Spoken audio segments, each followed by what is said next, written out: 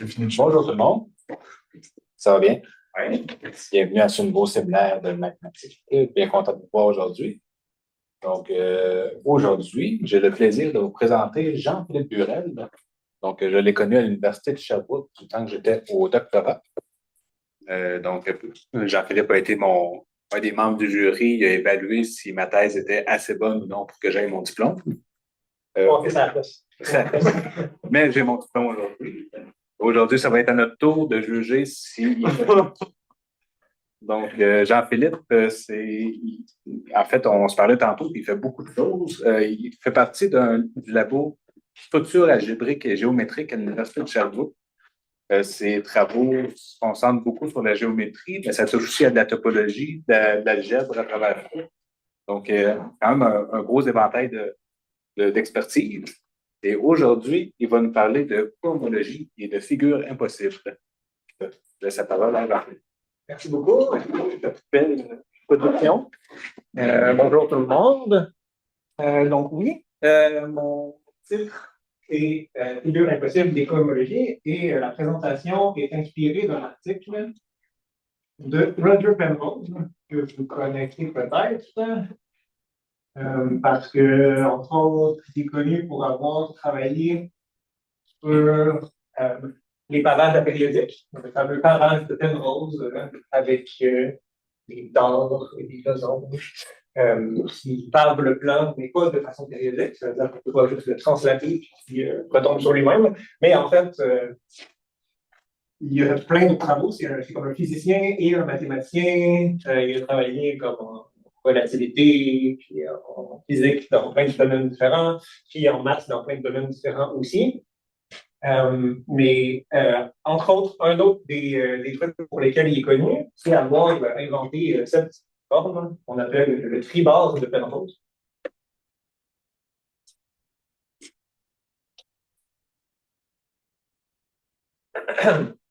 Puis j'ai une image à l'ordi aussi, si vous voulez en voir un peu mieux dessinée que celle que je viens de faire. Donc, l'idée, c'est que c'est un objet qui est impossible à réaliser pour vrai en 3D parce que la façon dont chacun des côtés semble s'emboîter avec les autres n'est pas compatible avec être un vrai objet en 3D qui est dessiné en 2D. Ouais. Si on regarde un dessin que j'ai fait ici, le problème, c'est comme que cette partie-là est censée être en dessous de celle-là, mais celle-là est censée être en dessous de celle-là, puis celle-là est censée être en dessous de celle-là aussi, mais là, on arrive à une espèce de contradiction d'être en dessous, d'en dessous, d'en dessous. Donc, c'est pas une vraie figure. Par contre, une propriété que cette figure-là a, c'est que si je regarde juste. Qui va encore venir à la bibliothèque? C'est quoi? Ah non, c'est encore là. Ouais. Si je regarde juste une partie de la figure, il n'y a pas de problème. Comme il n'y a pas de contradiction. Cet objet-là, si j'oublie toute cette partie-là du dessin, c'est juste un coin de triangle en 3D qui pourrait être fait en bois ou je ne sais pas. Donc, l'obstruction à cet objet-là d'exister, ce n'est pas une obstruction locale. C'est-à-dire que si je regarde juste une partie du dessin, je ne verrai pas de problème. Il faut que je le regarde au complet pour que ça devienne impossible. Il y a d'autres images du même type, comme celle que j'avais tout à l'heure sur l'écran, cet escalier-là, qui, si on regarde juste chacun des 4 côtés de cette espèce de forme, on ne voit pas de problème, c'est juste un escalier. Sauf que si on essaye de faire le tour, ben, on se rend compte qu'on peut faire le tour en montant toujours, mais on ne se ramasse pas plus haut, on se ramasse au point de départ. Ouais. Donc, on monte les marches, mais en fait, on n'arrive nulle part. Mais ça ne se peut pas un escalier qui monte tout le temps, mais qui revient sur lui-même. Donc, ça aussi, c'est un exemple de figure impossible. Un peu comme le tribord de Penrose. On va pouvoir appliquer la même analyse que celle que je vais expliquer. Puis ça en est un qui est un peu plus artistique et complexe, qui a été fait par l'artiste Escher, que vous connaissez peut-être. M.C. Escher est connu pour avoir fait beaucoup de gravures basées sur des maths. Il a fait entre autres des pavages hyperboliques, ce genre de trucs-là. Celui-là, c'est pas un de ces dessins qui illustre la géométrie hyperbolique, c'est un dessin qui illustre une figure impossible. Dans ce cas-ci, c'est une chute d'eau. qui pourrait probablement, qui semble revenir sur elle-même. Ouais, donc la chute tombe, mais après ça, elle va dans une rivière qui descend, qui descend, qui descend, et qui retombe au même endroit. Donc, ce serait une espèce de mouvement perpétuel. J'imagine que l'idée, c'est que ce moulin-là, qui a une roue ici, pourrait juste avoir de l'énergie avec lui. On a inventé une machine à mouvement perpétuel en créant une chute d'eau qui retombe sur elle-même en descendant toujours. Donc, c'est tout aussi impossible que le tribord. Puis, donc, ça fait, ça complète la partie figure impossible. Maintenant, pourquoi ce truc-là a rapport avec un concept mathématique qu'on appelle la cohomologie? Ben, c'est l'objectif de la présentation. C'est aussi dans l'article de Penrose de 1992. C'est là où il explique qu'on peut détecter si un objet est impossible ou non à partir d'une classe de cohomologie. Donc, un objet qui apparaît ailleurs en maths aussi. Donc, je vais essayer de généraliser un peu aussi la notion pour vous donner un aperçu de à quoi sert cette chose-là, la cohomologie dans la vie d'un mathématicien. Mais c'est très. Cet exemple-là donne la saveur que la cohomologie en général dans les maths. C'est-à-dire que le mot obstruction revient souvent. Les classes de cohomologie sont souvent des obstructions à ce qu'un objet soit trivial d'une manière ou d'une autre. Ici, la classe de cohomologie qu'on va construire va détecter si l'objet est vraiment la projection d'un objet en 3D ou non. De la même façon que cette chute d'eau-là n'est pas une vraie projection de chute d'eau en 3D, puis que l'escalier infini n'est pas une projection 2D d'un vrai escalier en 3D. Ouais. Avec une classe de cohomologie, on peut détecter si un objet est vraiment un objet 3D dessiné en 2D. Il y a d'autres versions de la cohomologie qui servent à détecter ou à former des obstructions à d'autres notions mathématiques. Ça va être plus dans la deuxième partie de la présentation. Majoritairement, vous êtes des étudiants au bac. Est-ce que je peux supposer que vous savez c'est quoi un groupe? Oui, non. Pas tout le monde. Pas tout le monde. Un espace vectoriel? Oui. OK. On va essayer de se débrouiller. OK. Donc, premièrement, on va formaliser un peu mathématiquement ce qu'on veut dire par est-ce qu'un objet projeté comme ça sur un plan, un dessin d'un objet, quand est-ce qu'un dessin d'un objet est une projection d'un vrai objet en 3D? Qu'est-ce que ça veut dire dessiner en 2D un objet en 3D? Ben, donc la première partie, ça va être une espèce de crash course de géométrie projective. Mais bébé, ça va être relativement simple. L'idée, c'est juste quel genre d'outils mathématiques a-t-on besoin pour passer du 3D au 2D? Essentiellement, à chaque fois qu'un ordi dessine dans un jeu vidéo des personnages en 3D, mais vous le mettez sur votre écran, il fait de la géométrie projective parce qu'il est en train de transformer du 3D en 2D.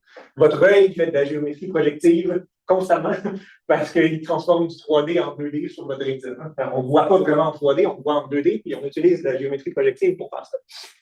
Qu'est-ce que ça veut dire? Ben, on a un œil qui observe la réalité qui est en 3D. Puis, ce qui se passe avec la réalité en 3D, c'est que il y a des rayons de lumière, comme ça, qui rentrent dans notre œil, puis ensuite, ils vont frapper notre rétine qui part au fond de l'œil ici. Puis, l'image qu'on voit, c'est l'image sur la rétine ici. La partie qui est importante, c'est que notre œil n'a aucune manière de faire la différence entre un point qui est ici et un point qui est ici. S'ils sont sur le même rayon de lumière ou sur la même droite, passant par votre pupille, ils vont être identifiés au même point sur votre rétine, puis vous allez voir le même objet. Ou, autrement dit, il n'y a aucune façon de faire la différence entre ce bonhomme allumette et le même, je vais faire un peu petit. Si j'applique une homothétie de centre pupille à mon bonhomme,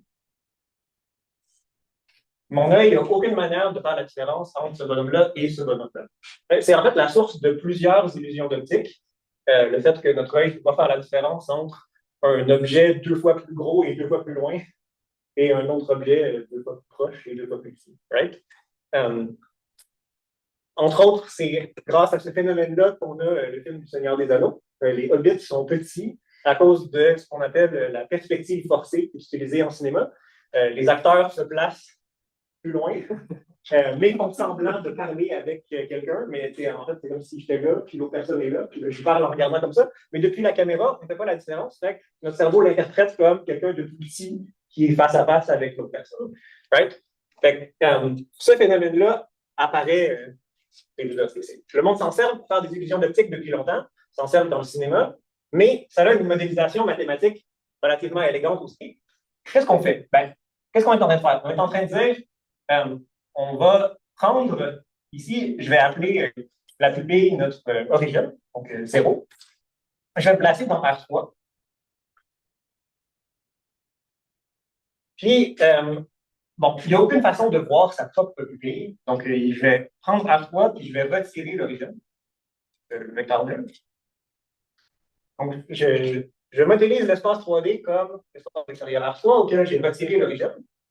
Mais maintenant, je vais mettre une relation d'équivalence là-dessus. Relation d'équivalence, c'est que c'est.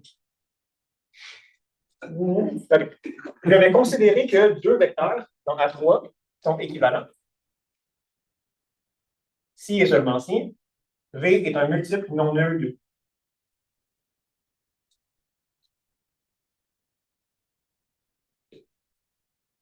Ça fait exactement, mathématiquement, ce que j'ai dit ici.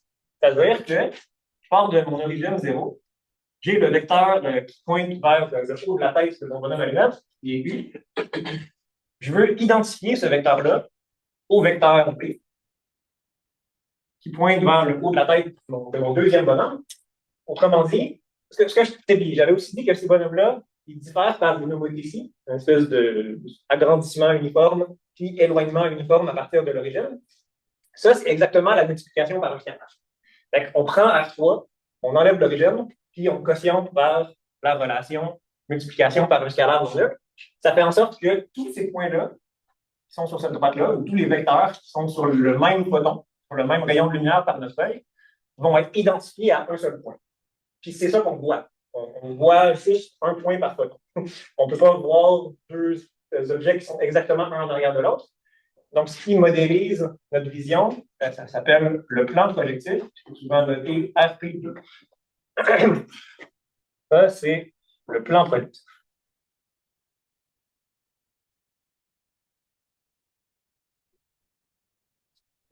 Okay.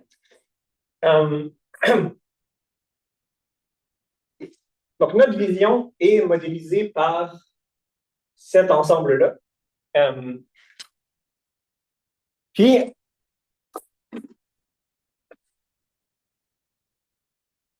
quand on regarde un objet, comme le tribord de Penrose, il faut faire des hypothèses sur l'objet qu'on est en train de regarder. On ne peut pas juste regarder un objet et savoir exactement quel objet c'est dans R3. On fait notre possible. Notre cerveau est très, très bon pour prendre les indices qu'il y a dans ce qu'on voit, dans notre plan projectif, et deviner c'est quoi l'objet en 3D qui a projeté ça sur notre écran. Sauf que on n'a pas le choix de faire des hypothèses pour la raison que j'ai expliquée ici. C'est-à-dire que ce bonhomme-là et ce bonhomme-là sont absolument identiques du point de vue de la vision humaine, ou autrement dit, du point de vue du plan projectif. Quelque chose de 2 fois plus loin, 2 fois plus gros, et indistinguable de quelque chose de l'objet original. Donc, il faut faire des hypothèses. Il faut choisir, en quelque sorte, à quelle distance ou de quelle taille est l'objet qu'on est en train de regarder, parce qu'on ne peut pas savoir les deux en même. Si on regarde le tribord, qu'on va faire, pour savoir que c'est vraiment une figure impossible, ben, on va séparer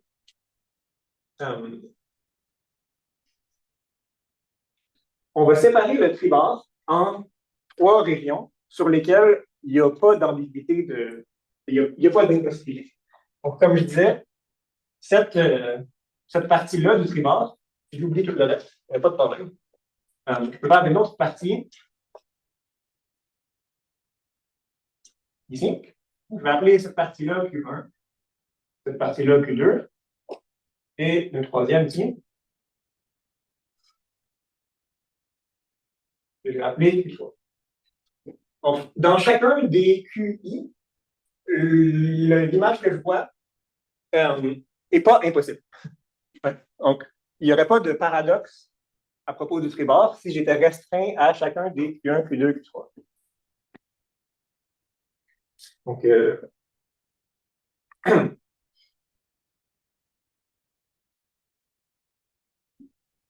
on va appeler ma section 2.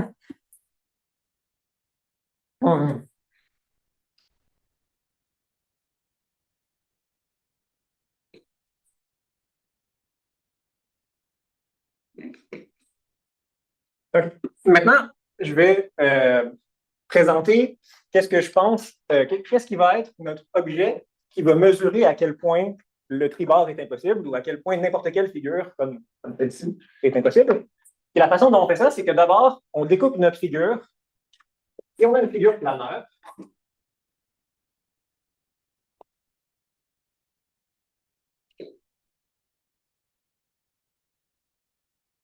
Puis la figure planaire, je l'imagine comme étant justement dans mon plan projectif.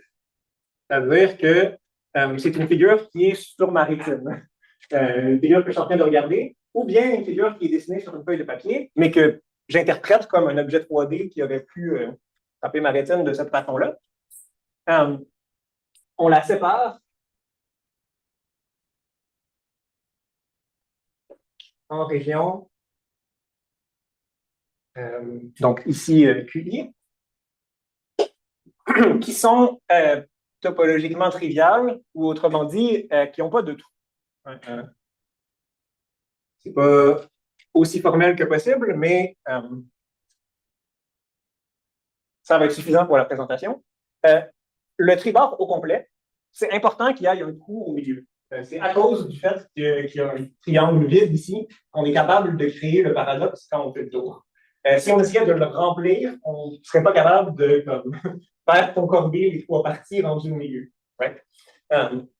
D'ailleurs, c'est pour ça que c'est important ici qu'on le sépare en régions qui n'ont pas de trou.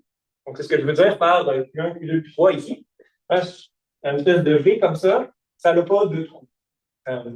Tandis que le triangle au complet a un trou. Puis sur une région pas de trou, l'objet ne sera pas paradoxal. Ça va être un vrai objet que je peux réaliser en 3D. Donc, sur chaque UI, on peut réaliser la figure comme un objet 3D.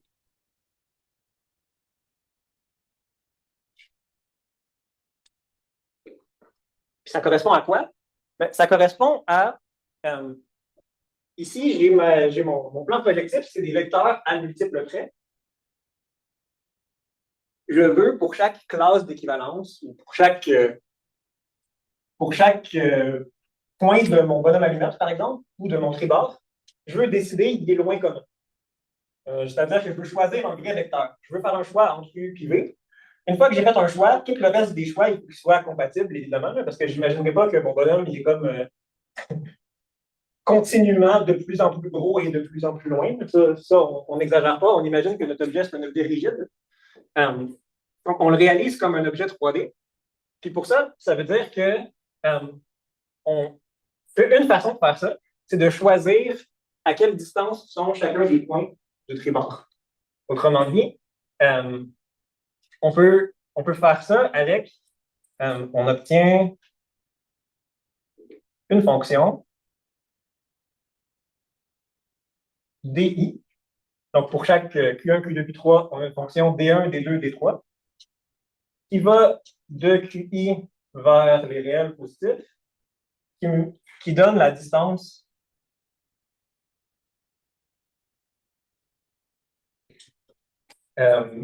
entre l'origine et un point de notre objet.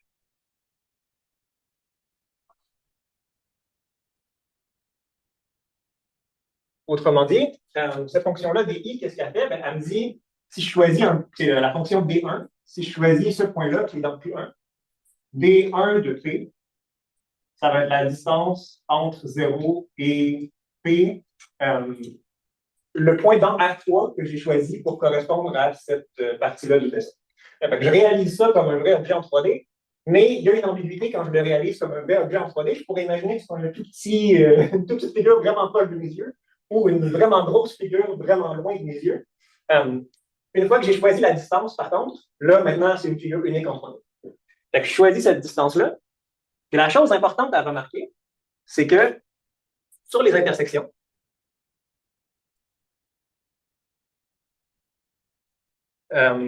la distance,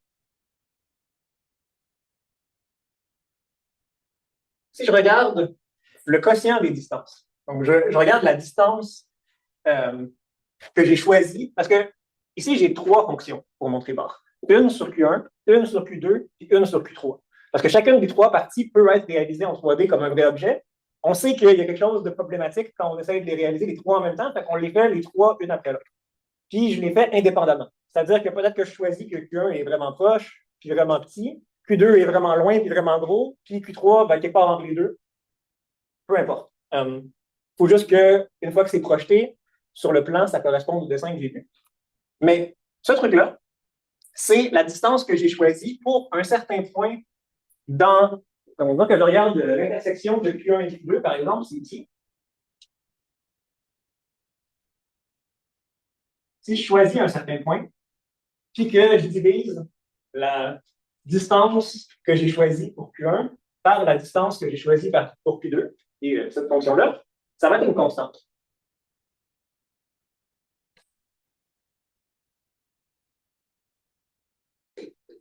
Ça veut dire que ça ne dépend pas du point P que j'ai choisi. Je devrais le choisir sur le tribord. Ça veut dire que si je le déplace un peu ici, l'important, c'est le ratio entre les deux distances. Parce qu'une fois que j'ai choisi à quelle distance je mettais ce tribord-là, et à quelle distance je mettais celui-là, on se rappellera que la différence entre les deux, ça n'a pas le choix d'être juste une homothétie. Ouais. Donc, autrement dit, car les choix d'objets ou de représentants 3D pour QI et QJ diffèrent par une homothétie.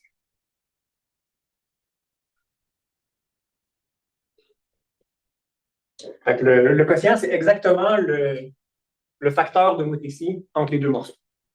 Je vais donner un nom à ça. On note la constante DIJ, DI de P sur DJ de P pour n'importe quel point. Vu que c'est une fonction constante, ça c'est juste un nombre réel. Positif, parce que c'est des distances divisées une par l'autre. OK. Fait que j'ai comme 6 fonctions DIJ techniquement parce que j'ai 3 morceaux, puis je peux plugger I égale 1, 2, 3, J égale pas le même, là, parce que je ne fais pas. Ça ne m'intéresse pas beaucoup d'intersecter un avec lui-même. Fait que j'ai des 1, 2, 1, 3, 2, 3, puis 2, 1, nanana. Bon, évidemment, j'ai juste besoin de choisir un ordre parce que DJI, remarque, DJI, c'est la même chose que 1 sur DJ. C'est relativement évident. Maintenant, pourquoi ce truc-là m'aide à savoir si ma figure est possible ou non? Ben, d'un côté,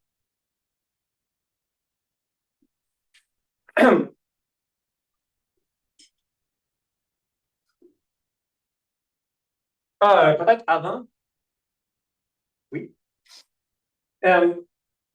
J'ai fait des choix pour mes fonctions de distance. Ouais, parce que j'ai choisi comment réaliser chaque morceau. Quand je dis sur chaque QI, on peut réaliser la figure comme un objet 3D. Ben, quand on fait ça, on a fait un choix.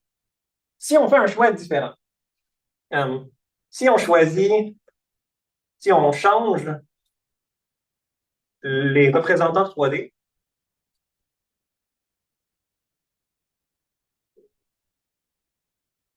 qu'est-ce qui se passe? Ben, mes fonctions vont changer par des homothéties. Fait que DI', disons, ça va être lambda I DI. Ça, c'est la fonction de distance que j'avais ici. elle va juste changer par la multiplication par une certaine constante. Ça veut dire que DIJ va changer comment? Ben, DIJ prime, ça va être la même chose que ce que j'avais défini ici. Ça va être DI prime de P sur DJ prime de P. Si j'ai dit que c'était une constante fois l'ancienne, mais ça va être lambda I sur lambda J fois DI. Fait que, quand je change de représentant, mes fonctions changent, mais ils changent toujours de la même façon. Ils changent toujours par multiplication par une constante qui dépend juste de I, puis divisée par une constante qui dépend juste de J. Fait que, j'ai pas tant de changements possibles, étant donné que mes fonctions ici, ils ne peuvent pas changer n'importe comment, ils peuvent juste changer par une mode ici. Ça fait en sorte que mes quotients 2 à 2 de fonctions, D1,2, D1,3, peuvent juste changer par une constante divisée par 2. Maintenant, ce que j'aimerais faire, c'est savoir qu'est-ce qui se passe si mon image est vraiment possible, si elle n'est pas impossible. Si la figure 3D est possible, ou si la figure existe vraiment en 3D, est une projection globale 3D d'un objet. Qu'est-ce que ça dit à propos de mes DIJ? Ben, en fait, si c'est une projection globale d'un objet 3D, ça veut dire que je vais pouvoir choisir une seule fonction de distance qui fonctionne sur toutes les tribantes. Une seule fonction, les DI de P vont être égales à DJ de P sur les intersections. Ou plutôt, on peut choisir le même objet 3D pour les trois parties. Ce qui veut dire que sur les intersections, je vais avoir ça. Ce qui veut dire que mes DIJ vont tout être égales. Fait que, ces constantes-là, c'est 6, mais en fait 3, parce que c'est 6 fonctions, c'est 6 nombres réels, en fait. C'est juste 6 valeurs dans les réels positifs, mais j'ai juste besoin d'en connaître 3 parce que les 3 autres, c'est les inverses.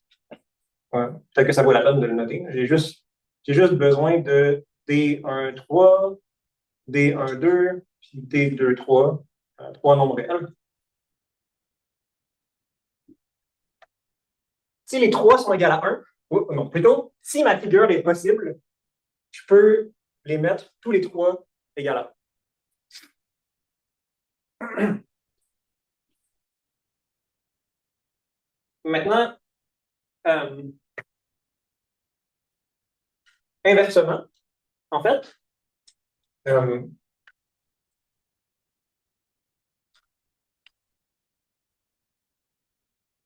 donc,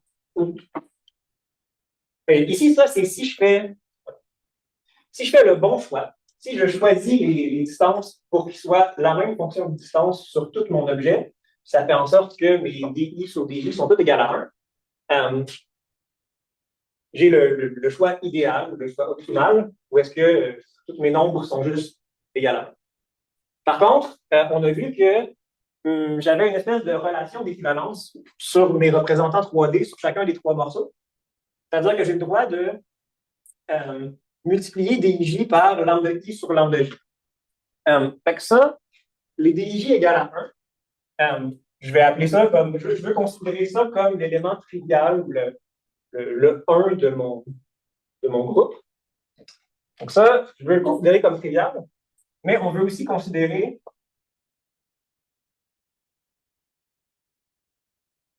les autres choix possibles,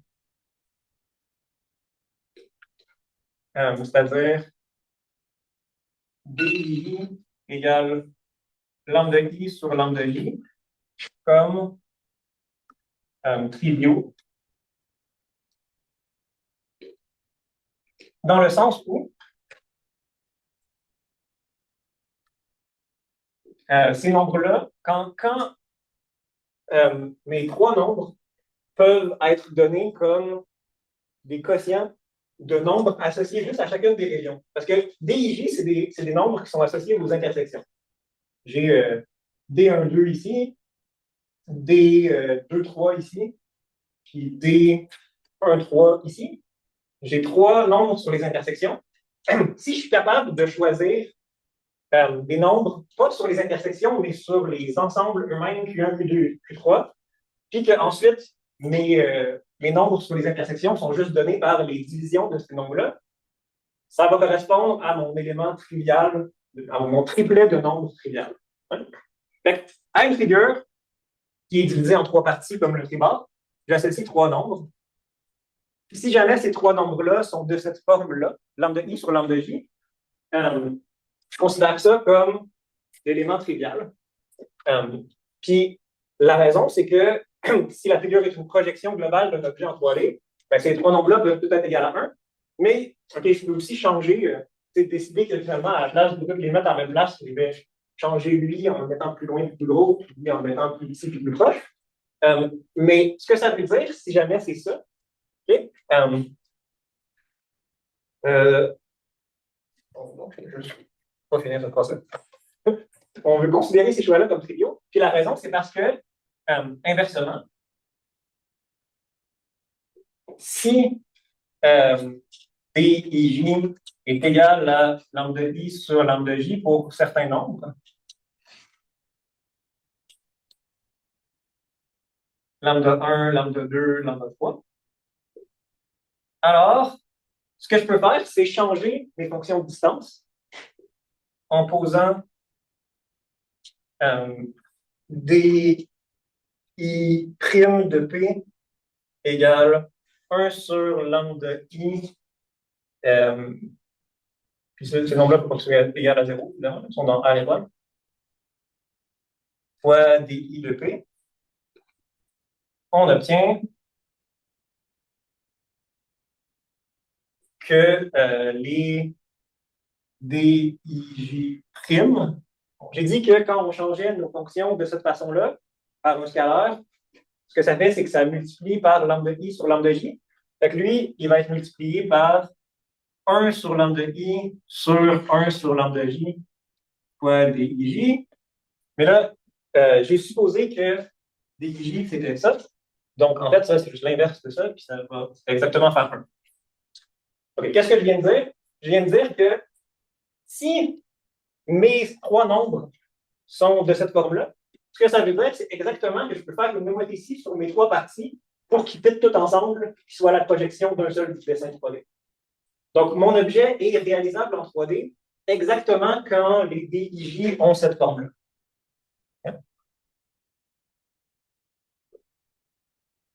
Ça va bien au moins que tu peux choisir tes DI encore pour que ça marche. Ça revient c'est ça. Que tu peux rechoisir tes DI. Exactement, exactement. Donc, l'upshot ou le résumé de ce qu'on a fait jusqu'à maintenant, c'est que l'objet est réalisable en 3D si et seulement si il existe lambda 1, lambda 2, lambda 3, tel que DIJ égale lambda I sur lambda J. Et inversement, ça veut dire que pour le tribord, c'est pas vrai. Donc, on obtient quelque chose qui n'est pas de cette forme-là. On va avoir 3 fonctions DIJ, mais ils seront pas, on ne sera pas capable de trouver lambda 1, lambda 2, lambda 3 pour que ces fonctions-là sur les intersections soient égales au quotient des choix qu'on a fait pour chacun des 2 morceaux.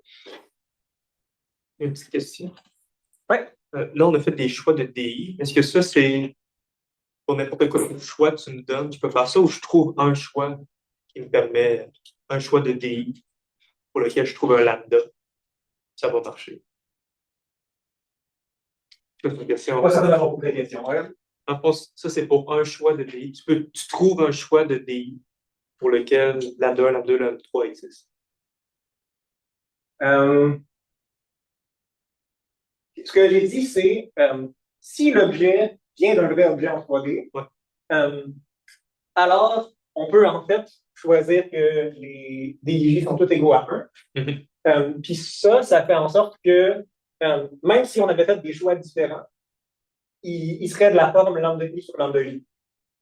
Puis inversement, inversement, si mes DIJ sont de cette forme-là, alors mon objet est trivial. C'est ça. Le choix que tu aurais fait ça, alors ton objet. C'est ça. Puis les DIJ, pour les obtenir à partir d'un objet comme le tribord là-bas, j'ai pas besoin de faire aucun choix.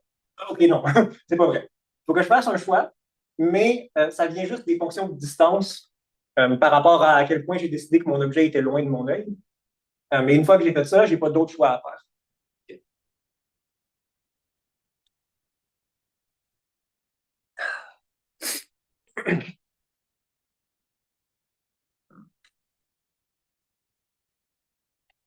Maintenant, pourquoi on appelle ça un groupe? C'est quoi le rapport avec. C'est pourquoi j'ai appelé ma section 2 groupe d'ambiguïté? C'est parce que ici, la quantité qu'on associe à notre objet pour savoir s'il est réalisable en 3D ou non, c'est juste 3 nombres réels. Okay? Donc, le formalisme, si on voulait formaliser ça un peu mathématiquement, ce qu'on a, c'est les possibilités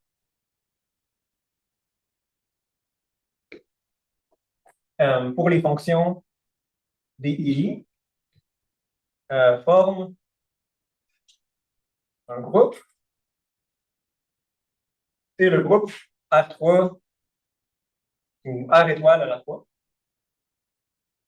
pour la multiplication. C'est-à-dire que j'ai 3 nombres, D13, D12, D23, ils sont tous non nuls. Pourquoi on voudrait le considérer comme un groupe? Pas si évident, parce que je ne sais pas pourquoi je multiplierais 2 vecteurs comme ça, c'est la multiplication entrée par entrée. Si j'ai mon opération de groupe est un peu bizarre, c'est comme D13, D12, D23, fois D'13, D'12, D'23, égale, je les multiplie ensemble. D13, D'13, D12, D'12, puis D23, D'23. Ça peut sembler bizarre, c'est même c'est un peu bizarre, mais la raison pour laquelle on fait ça, c'est parce qu'en fait, notre relation, on veut reformuler cet énoncé-là. Notre critère pour savoir si notre objet est réalisable en 3D, on va être capable de le reformuler de façon relativement naturelle en théorie des groupes, en disant que, parce que c'est un peu chiant de dire l'objet réalisable en 3D, si et seulement si il existe des lambdas pour lesquels mes 3 nombres sont de cette forme-là. Ce que j'aimerais dire, c'est mes 3 nombres sont égales à 1. Fait que je vais construire un groupe dans lequel toutes ces affaires-là sont égales à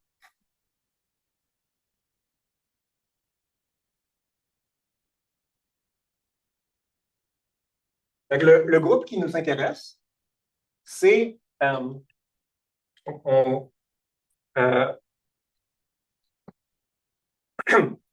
les triplets de nombres réels qui sont de la forme où est-ce que D13 est égal à lambda 1 sur lambda 3, D12 est égal à lambda 1 sur lambda 2, puis D23 est égal à lambda 2 sur lambda 3. Et donc, cet ensemble-là, ça forme un sous-groupe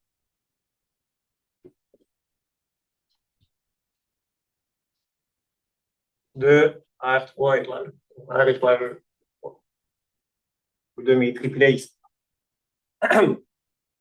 Donc, ce groupe-là, je veux l'appeler Z1 ou C1. Et dans ce cas-ci, c'est la même chose. On appelle le groupe des faux cycles, mais la terminologie ne sera pas évidente pour l'instant. Tandis que ces triplets-là, ça forme un sous-groupe de ce groupe-là, que j'ai appelé C1, qu'on va appeler B1.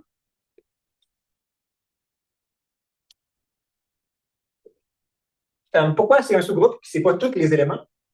Ben, ici, j'ai 3 paramètres, mais ils sont reliés.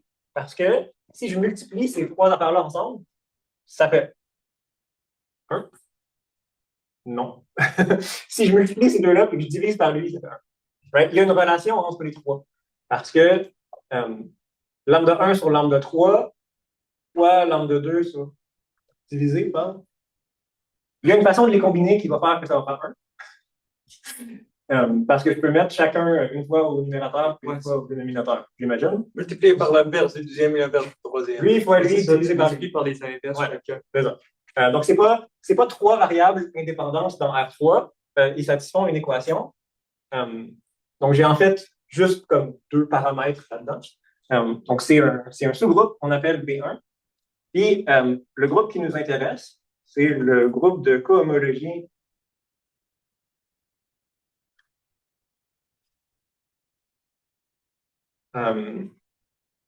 de Čech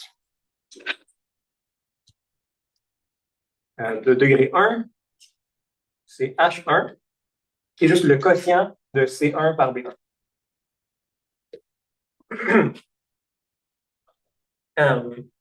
Ça devrait être Z1 par B1. C'est les co-cycles qui nous intéressent, mais bon, c'est la même chose.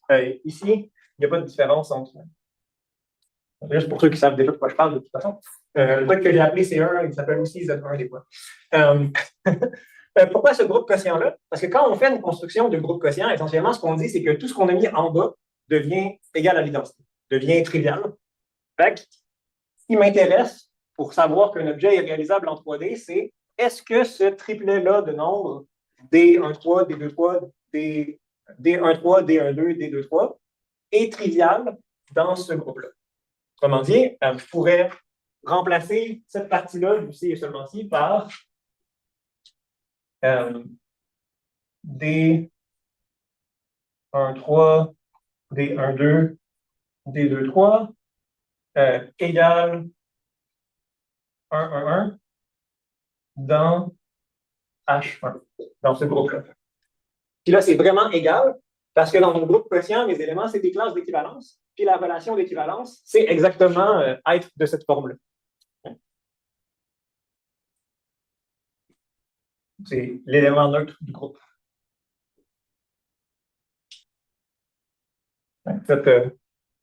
Cet élément-là, 1, 1, 1, c'est l'élément neutre de ce groupe produit-là, R ou alpha.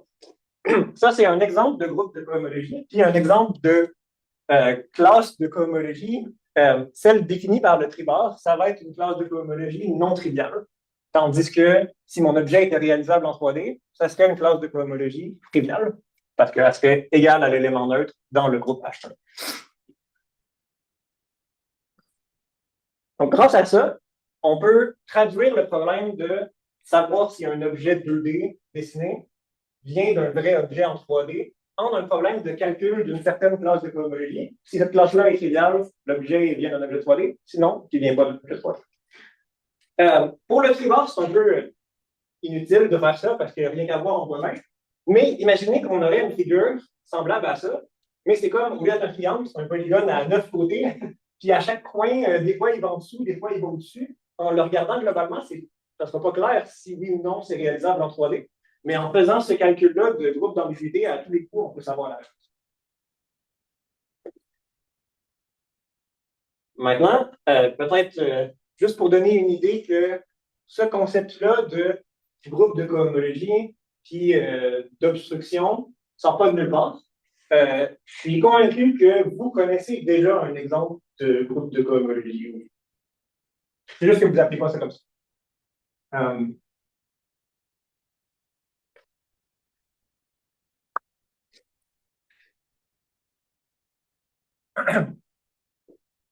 Peut-être juste avant ça, une autre façon de formaliser ça, le B1 a un peu plus de structure que juste être un sous-groupe de Z. Parce que ce qu'on remarque, c'est que ici, on n'avait pas vraiment. On est parti de 3 nombres dans R étoile, lambda 1, lambda 2, lambda 3, pour produire 3 nouveaux nombres. Ouais. Remarquons que B1 en fait, c'est l'image d'un homomorphisme de groupe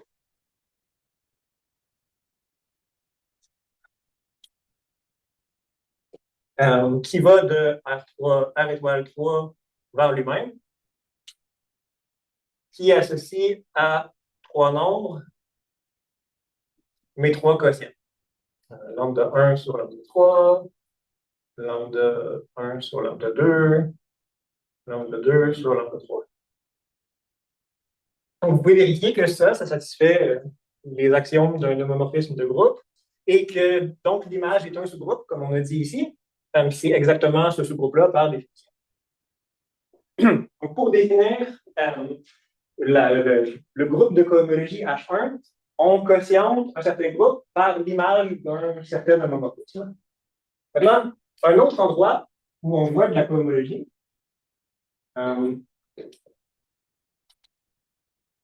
c'est la cohomologie de Booran. Puis, la raison pour laquelle je dis que vous avez déjà vu ça, c'est parce que vous avez déjà pris un cours de calcul à plusieurs variables. Et donc, vous savez c'est quoi le gradient d'une fonction. Vous savez c'est quoi le rotationnel d'un champ vecteur. Et vous savez c'est quoi la divergence d'un champ vecteur aussi. OK, ça peut être un peu loin dans votre monde, mais normalement, vous avez déjà vu ces choses-là.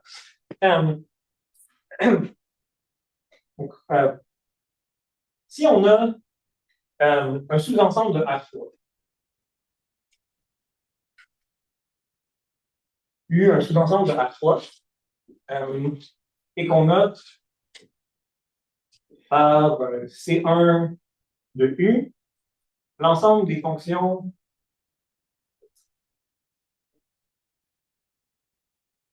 f de U vers R dérivable.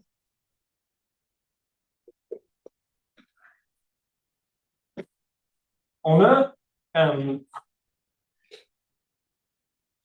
fonction qui s'appelle le gradient, qui prend une fonction dérivable, puis qui l'envoie à un champ de vecteur sur U. Donc, je vais noter ça avec U. Ça va être. Je ne vais pas l'appeler C1 d'ailleurs, je vais l'appeler C infini pour m'assurer que je peux la dériver plusieurs fois. Dérivable infiniment. Parce que je vais vouloir la dériver plusieurs fois. Ça ici, c'est les champs de vecteurs sur U.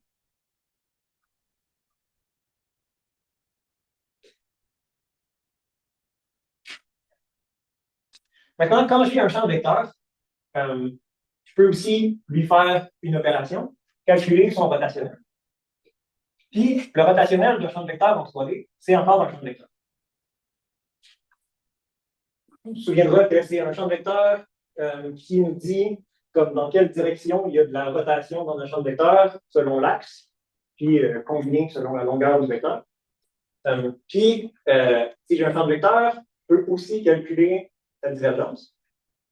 Puis ça me donne une autre fonction sur mon ensemble. J'ai toutes ces fonctions-là, et ils ont la propriété que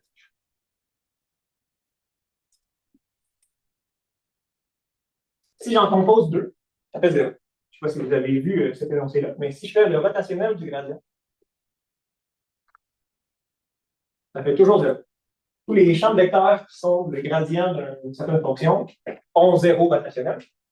Et tous les champs de vecteurs qui sont le rotationnel d'un autre champ de vecteur ont divergence 0.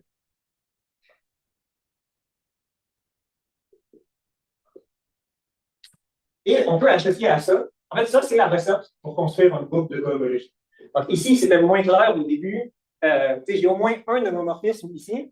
Cet homomorphisme-là, on l'appelle habituellement genre delta ou T parce que ça représente un cobord. Besoin de plus de temps pour expliquer pourquoi. Mais essentiellement, cet homomorphisme-là joue le même rôle que chacun de ces homomorphismes-là dans ma suite. Donc ici, ça c'est comme c'est aussi des opérateurs de la forme delta. Et le fait qu'ils ont cette propriété-là, que quand on en compose deux, ça fait 0. Une autre façon de l'interpréter, c'est que l'image du premier est contenue dans le noyau du deuxième. Parce que le fait que la composition fasse 0. Ça veut dire qu'après avoir fait ça, si je fais ça, ben, après avoir fait ça, je suis dans le noyau.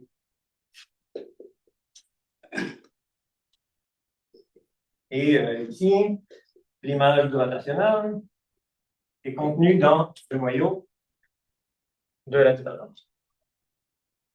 Et mes groupes de cohomologie de Durham, c'est une autre version de théorie de cohomologie qui va être une obstruction à autre chose. Dans ce cas-ci, si je regarde le premier groupe de cohomologie, c'est celui qui va être associé à cette paire-là, le H1. Le H1 de RAM, ça va être, comme ça, c'est contenu là-dedans, ça va être le noyau du rotationnel quotienté par l'image du gradient. Qu'est-ce que ça veut dire? Ça veut dire que H1, c'est un ensemble de champs de vecteurs dont le rotationnel est zéro. C'est tous les champs de vecteurs qui n'ont pas de rotationnel, mais modulo ceux qui sont le gradient d'une certaine fonction. Autrement dit, je considère que les gradients de fonction sont zéro. Puis ça, ben, la seule façon d'être capable de définir des champs de vecteurs comme ça, qui n'ont pas de rotationnel, mais aussi qui ne sont pas le gradient d'une certaine fonction, c'est d'avoir des trous dans notre ensemble U. Hein? Donc, par exemple, un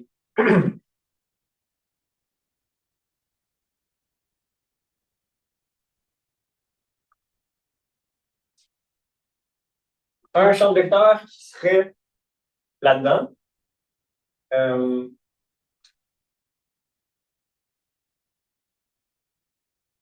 un champ de vecteurs qui a pas de rotationnel, mais qui n'est pas dans l'image du gradient.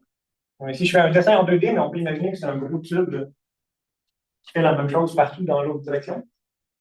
Si je fais un champ qui tourne comme ça, on a l'impression qu'il devrait avoir du rotationnel, sauf que le rotationnel d'un champ de vecteurs comme ça se retrouverait ici. Mais ici, j'ai rien. Fait qu'il n'y a aucun endroit il n'y a aucun endroit où est-ce que le rotationnel est non nul. Je fais un champ de vecteurs qui tourne, sauf que localement, il ne tourne pas. C'est-à-dire que, ici, mon champ de vecteur, il a de l'air d'être parallèle. À ce point-là, son rotationnel est zéro. Ça, c'est un exemple de champ de vecteur qui est zéro. Il est dans le noyau du rotationnel. Ça ne peut pas être dans l'image du gradient. Ça ne peut pas être le gradient d'une fonction, parce que si c'était le gradient d'une fonction, il faudrait que cette fonction-là soit croissante quand je fais le taux du trou. Mais la valeur de la fonction, il faudrait qu'elle soit plus grande qu'elle-même.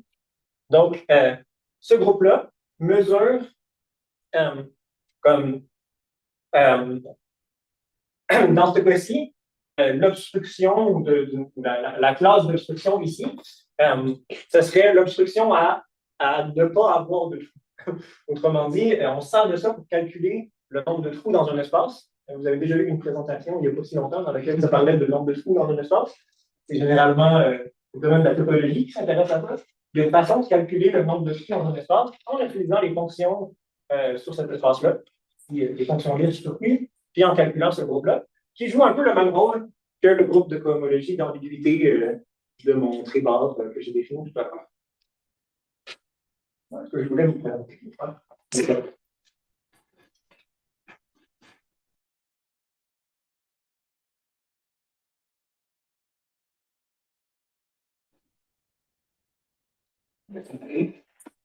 Des félicitations pour le présentateur.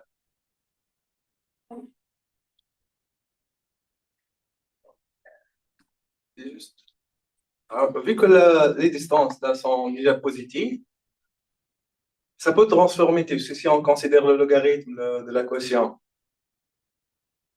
des distances, là, ça transforme toute la théorie, mais ça ne devient pas R égale, ça devient R avec un plus. Ou plutôt, ouais. Si ici, parce que de toute façon, tout était positif, ouais. L'observation, c'est qu'en prenant des logs, j'aurais la même théorie, mais au lieu que mon opération soit la multiplication, ici, c'est l'addition, c'est juste un espace exposé, puis ça fait, on peut faire ça. Ici, dans cet exemple-là, la structure de groupe sur chacun de. C'est une structure additive, puis on peut formuler l'autre de façon additive au lieu de multiplication aussi. Oui. Est-ce que l'application qu'il y a là, la double application, Est-ce que ça généralise-tu pour ton objet 4D, 5D? Je ne sais pas, c'est pas présent dans. Faut dire que l'article de Penrose, c'est comme 3 pages, là, fait qu'il n'est pas allé très, très profondément là-dedans. J'ai vu qu'il y a des gens qui ont retravaillé là-dessus depuis 1992, parce que c'est quand même un vieil article que je vous ai expliqué. Mais j'ai pas vu de dimension supérieure. J'ai vu des gens qui essayaient de trouver comment interpréter, parce que là, ici, il y a une raison pour laquelle il y a des 1, il y a aussi un H0, il y a aussi un H2, qui ont d'autres interprétations que la figure est impossible. Mais j'ai pas vu de gens qui essayaient de faire des interprétations similaires en plus haute dimension. Mais je pense que ça doit se pouvoir. Il existe des groupes de cohomologie en plus haute dimension, c'est juste que les relier à comme, la division ou les effets impossibles, c'est moins évident. Peut-être, même si personne n'a posé la question. Un autre exemple où est-ce qu'un groupe de cohomologie apparaîtrait qui serait très analogue, vous l'avez peut-être déjà vu, c'est un ruban de Möbius. Une espèce de, si on prend un bout de papier, on fait un demi-twist avec un des deux côtés, puis on le tape ensemble. Je ne sais pas si je suis capable d'en dessiner un live. Ça va être un très mauvais dessin.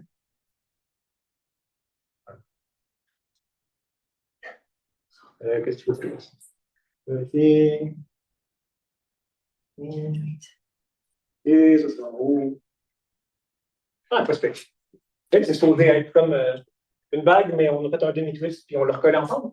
Il y a aussi une classe de cohomologie qui détecte que cet objet-là, c'est impossible de lui donner une orientation canonique, disons, choisir 2 vecteurs avec, disons, ça c'est le premier, ça c'est le deuxième, ou un sens de rotation, ou bien même un vecteur normal partout sur cette surface-là, c'est impossible d'en choisir un.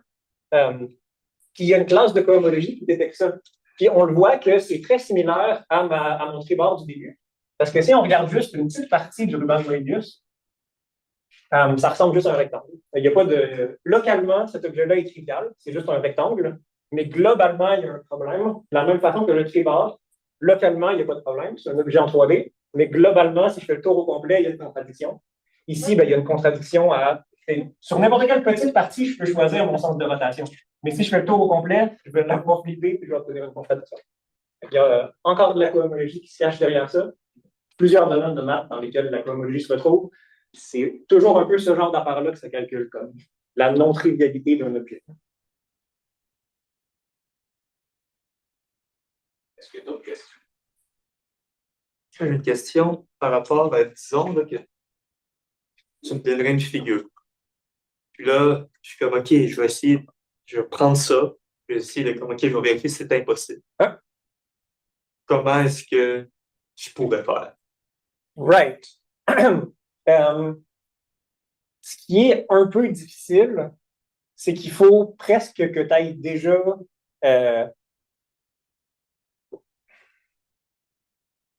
un objet 3D qui correspond à une section de cet objet-là.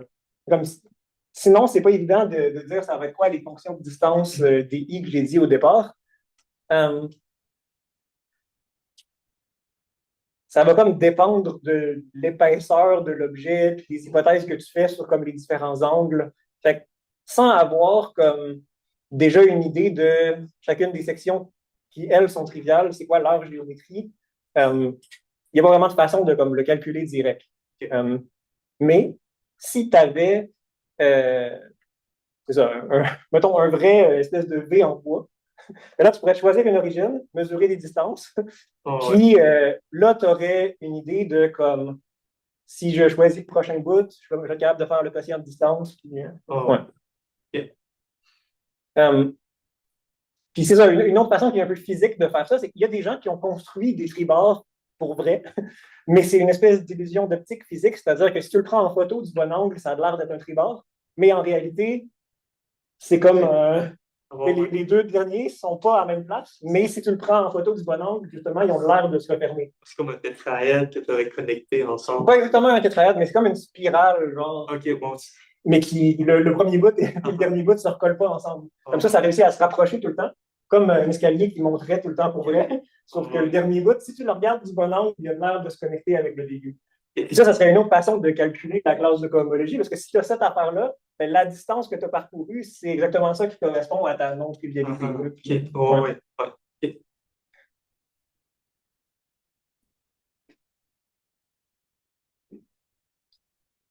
Si on calcule le groupe de cohomologie tribord, ça donne quoi? C'est pas le groupe, le tribord correspond à un élément d'un groupe de cohomologie, pas à un groupe de cohomologie. Le groupe, c'est juste celui-là.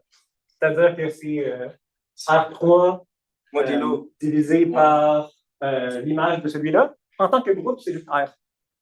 Ah, Parce que l'image de ça, ça va être un R2. Ouais. R3 quotienté par R2, ça fait juste un R. Et l'élément du tribord qu'on obtient, ben, c'est un générateur de ce R.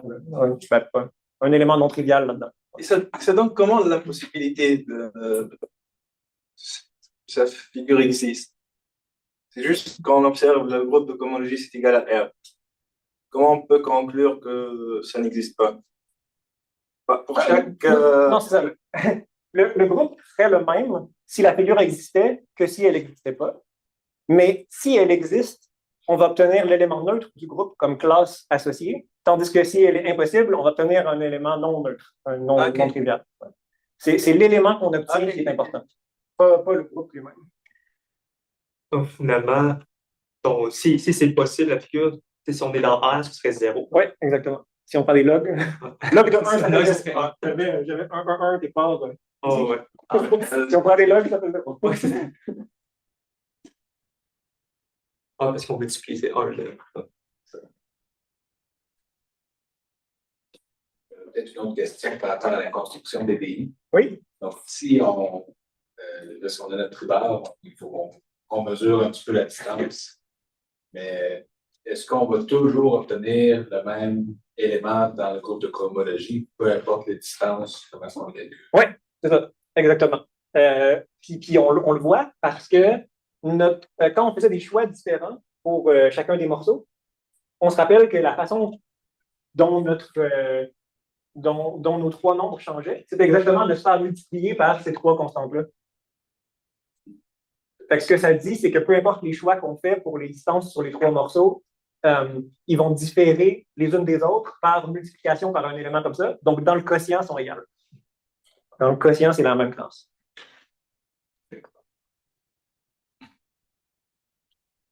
Est-ce qu'il y a d'autres questions? Je vous remercie encore de présenter.